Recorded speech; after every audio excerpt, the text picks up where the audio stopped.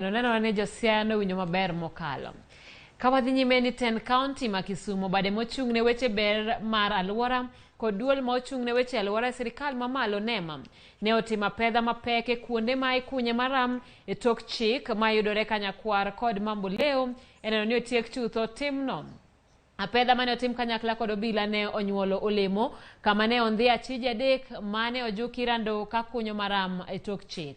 Duol marango ywak mochwal e yor rocho alwora e bwo mabul mar nema ka otelne kod jakom Laktar Lumumba Nyaberi ne osingo ni gibiro dhi nyime kod apedha makamano mondo wach mar kunyo maram e tok chik orum. Tend sirikal kaunti ne oyango ni ng'ata mani kod dwaro mar kunyo maram nyaka yud lesen ma oyiedhi ni mar mano biro konyo rito alwora nikech itime e yo makare. Without a permit by some greedy individuals who want to make money at the expense of the local community. We want to give them notice that with immediate effect, this maraming excavation must stop.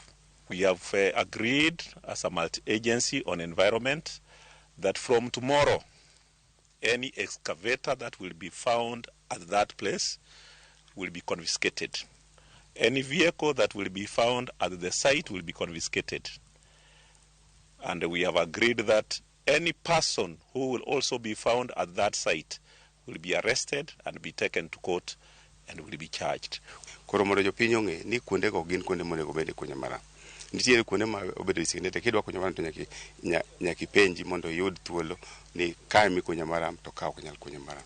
Koro omiyo en odiochieng' maber mwanyiso go jopiny ni ng'at moro amora moyud kanyo kikunyo kata iting'o to ibiro maki kendo ibiro teri e doho mondo yali nikech ok itimo gima ber ma chik dwaro. We are also worried. It is not only a matter of environmental degradation, but the quarry is so close to the pipeline. It's so close to the railway line. So it poses a lot of danger. So we want to avert any pending danger. And for us to do that, we must move swiftly and make sure we arrest those who are involved in this illegal activity. Mbalariany Marongo